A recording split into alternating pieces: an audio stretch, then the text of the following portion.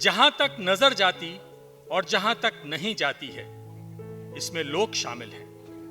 इसमें लोक और सुरलोक और त्रिलोक शामिल हैं।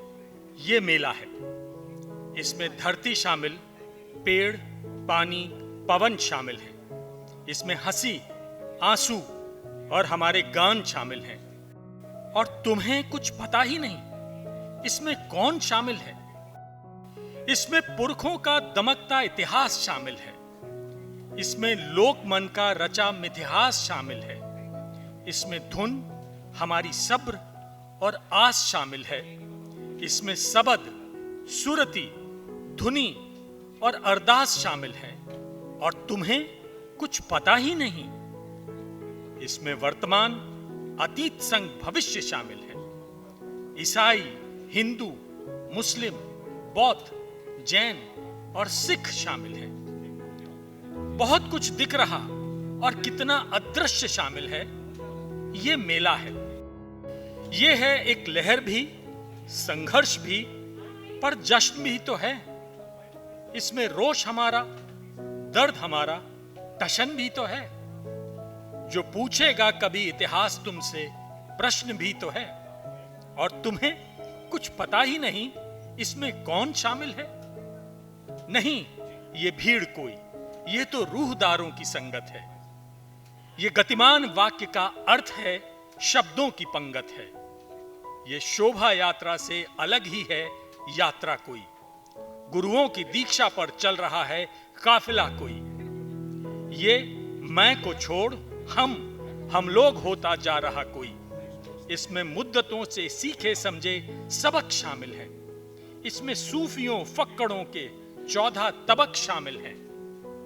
तुम्हें एक बात सुनाता हूं, बहुत मासूम और मनमोहिनी। हमें कहने लगी, कल दिल्ली की एक बेटी सलोनी, तुम जब लौट जाओगे यहां रौनक नहीं होगी। ट्रैफिक तो बहुत होगा मगर संगत नहीं होगी। ये लंगर छक रही और बांटती पंगत नहीं होगी। घरों को दौड़ते लोगों में ये रंगत नहीं होगी।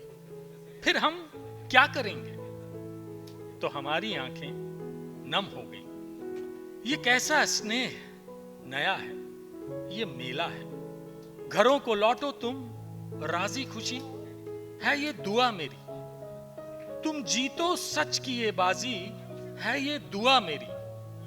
तुम लौटो तो धरती के लिए नई तकदीर होकर रब, नए एहसास, ताजा सोच और तदबीर होकर रब, मोहब्बत, सादगी, अपनत्व की तासीर होकर रब।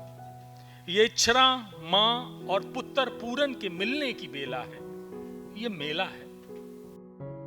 जहां तक नजर जाती है और जहां तक नहीं जाती, इसमें लोक शामिल है। इसमें लोक और सुरलोक और त्रिलोक शामिल हैं। यह मेला है। इसमें धरती शामिल, पेड़, पानी, पवन शामिल हैं। इसमें हंसी, आंसू और हमारे गान शामिल हैं। और तुम्हें कुछ पता ही नहीं इसमें कौन शामिल है। यह मेला है। किसान आंदोलन पर लिखी यह कविता पंजाबी के जाने माने कवि सुरजीत पातर की है। इसका हिंदी अनुवाद परमानंद शास्त्री ने किया है।